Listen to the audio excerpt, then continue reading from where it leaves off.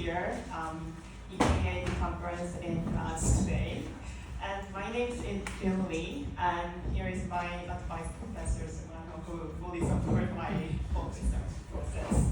So today I'm going to talk about our study, developing the reinforcement learning child agent for measuring play and learning performance in kindergarten design. So I'm going to firstly start with the introduction. So the contemporary kindergarten design really emphasizes on facilitating children's physical activities and social engagement through promoting their play behaviors.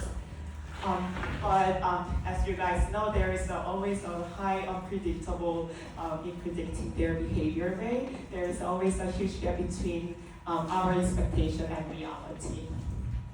So there is no design tool to analyze how children are interacting with a given space in a dynamic situation. Architects still relies on habitual methods such as case studies and extrapolation, which is deduced from previous references and past experience of them. So to analyze physical and social interactions between the occupants and given physical constraints, an agent-based simulation with virtual users has been studied as an inductive method. Actually, these behaviors of occupants are basically about pre-made animation data. It gives very clear and observable behaviors, but actually there is a technical limitation that their behavior range is predetermined by the operator. So actually their behavior features are quite rigid. So we adopted reinforcement learning with a separated body joint, as you can see here. So this RL agent can generate varying varying behavior responses to gradually shape its own behaviors in the process of interacting with environmental variation. So compared to the pre-made animation data, this RL agent can actually generate the varying play behavior responses. So we developed the children's play behavior model through RL agent. So we firstly parameterized the physical and social play behaviors through the physical and cognitive properties with human and environmental parameters. So we conducted a lot of test iterations, and for example, we firstly see how they respond according to the different value of the friction level of the material, and also see how many angles they can climb up depending on various angled slopes. And also we conducted strength tests. For example, we input some kind of strength values in a certain body structure or joint and see, for example, how many strength is needed to cover up the 30 degrees sloped angle. So through this process, they learned physical play behaviors. For example, they tried to make a balance in a slippery slope like this. And also they learned how to walk or climb up in an environment with various hills. So it sometimes fell over like this, as you guys can see. So in this kind of behavior responses, it means that we can measure some kind of safety concerns. So we also attached the sensors so that they can perceive the surrounding environment and also the presence of the others. So in this process, they were able to learn the social play behaviors, such as how to play with the balls and their peers. So in this process, we developed a play behavior model through RL agent and integrated into the simulation model. And this simulation model can support the measurability of safety and physical and social development through measuring of, for example, the number of head collisions or the frequency and duration of physical and social play behaviors, as you guys see in this scene.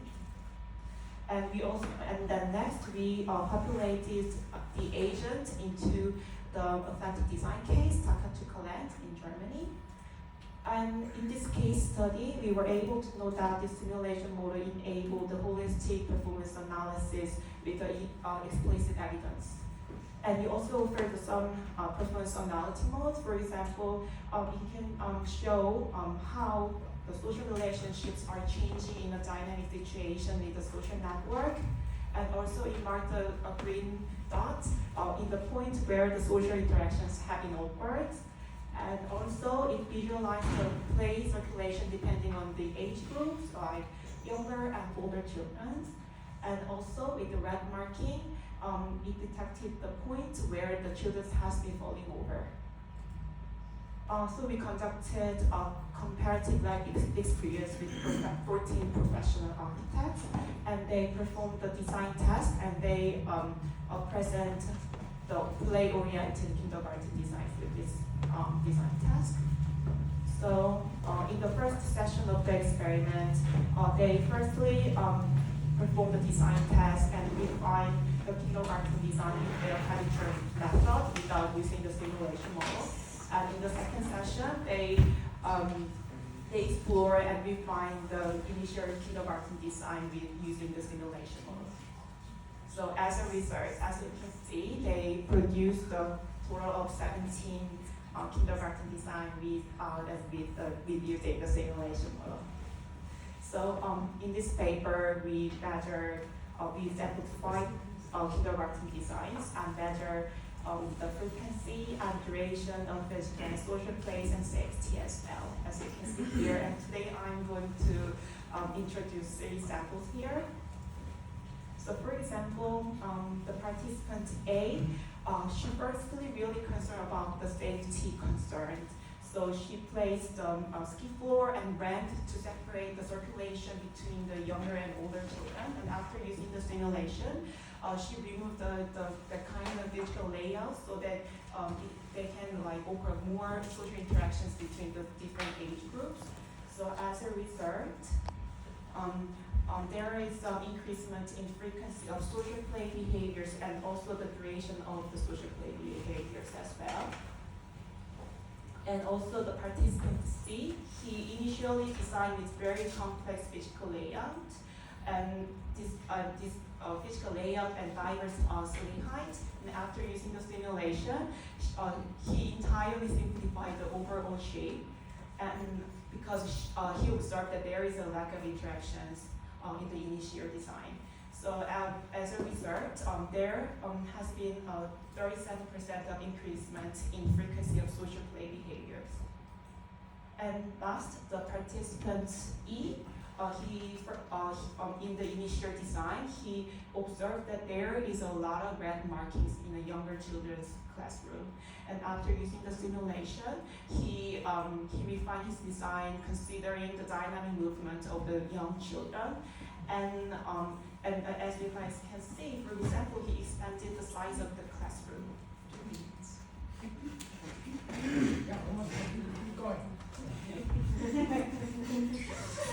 So here is conclusion and discussion.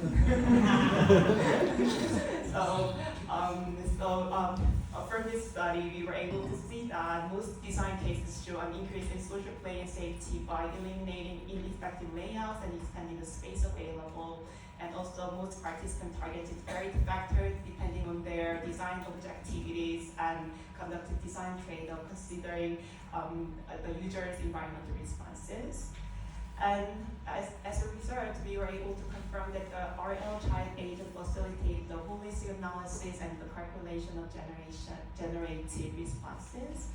And however, considering a small sample size, the further study can ensure a valid sample size. And the current behavior model is based on the hypothetical behavior, so the further study can apply the standard behavior data. So thank you for listening, and I also want to say that I really especially thank you for Yehuda Ikale, who is a professor every Tuesday at UC Berkeley, and he really supports a lot of advices in this process. Thank you very much.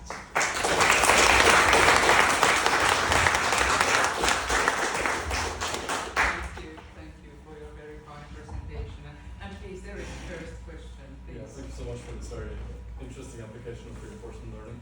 I've previously also worked with reinforcement learning to simulate intelligent wayfinding behavior. it's basically the one question I always ask myself is like, how can we validate that the behavior that arises from reinforcement learning is actually behavior that is similar to human behavior? So I was wondering, what was your validation method for that? I think that's a very important question. Thank you very much. And actually, for this study, we abstracted the computer behavior from the actual reality. So this simulation is not measure the correspondency with the actual reality yet. So this is valid as a conceptual simulation, which means that this is based on conceptual and hypothesis settings, so that it can support the architect's exploration and work as a generative design test bed with the emergent behaviors of agents. So for the operative behaviors, which gives more prediction reflecting the reality, I think we have to do more like statistical analysis or more quantitative analysis for the further study. Yeah. Do you have still time for? Okay, next. Yeah, oh, sorry, please. Yeah. Do you want to add? Thank you. I didn't see the beginning of the Sorry. presentation, so I just want to say that the rest was excellent. I see a lot of potential in developing these agents to also represent shifts when the agents learn and develop. So like this, we can simulate also learning phases for children and how the space affects these transitions. So I see a lot of potential of using different kinds of populations for such spaces. Thank you very much. Very clear. You give a lot of confidence to me. No, no. Yeah, please, please. Okay, so now do you have any questions?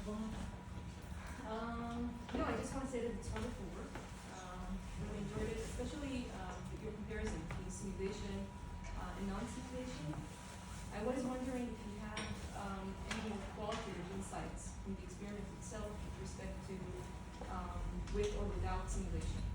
Ones that you perhaps didn't show here, because you showed the design outcomes, right? What happened when they used simulation and when they didn't. But I wonder if qualitatively you actually got some feedback as to what did the simulation output actually provide. Yes. Okay, so Uncle Armando, is there something? No, just the last note. Lord and the uncles are come together. My nephews. Thank No, you. no, I think that this is a very relevant topic. The relationship between people and places. No? Yes. So your approach is definitely interesting because it seems that there is a lot of work there and in agent modeling as well. And what I think can be very interesting is the both ways, no? How an environment can affect the behavior and vice versa. How behavior can affect the space. Exactly. So it's like it would be interesting how measuring somehow or defining indicators or getting advice from the experience of those users to reshape this space, Exactly. just to be addressed, not only in an intuitive way, right? In a kind of quantitative, formally computational way. You know what I mean? Yeah, I know you do know what I mean. I know. Professor Fisher. Yeah, thank you very much for a fantastic presentation. And I was just, perhaps I missed what you actually said. Who were your participants, the designers that you actually, that participated in your project? Actually, there were two groups. One is Adobe's group, their work experience around 5 years. And the other was expert group, and their work experience around 20 years. Aha. Yeah, and there are actually like architects and design. And how much time, I'm thinking about how difficult it is to recruit participants to such experiments. How much time did they have to invest in participating in this experiment? This experiment took 4 hours for each. Actually, it was very heavy work. Okay. I really enjoyed it. And they actually sketched it, Yeah, and you created 3D models? yeah. Okay, so it was easier. So it was separated like operator and designer. Okay, Yeah. very interesting. Thank you very much. Thank you very much. As her advisor, actually, she just finished her master's study, actually not PhD. So now she's searching, good news is now she's searching her PhD outside Korea. So you are interested and contact her. So I, for me, as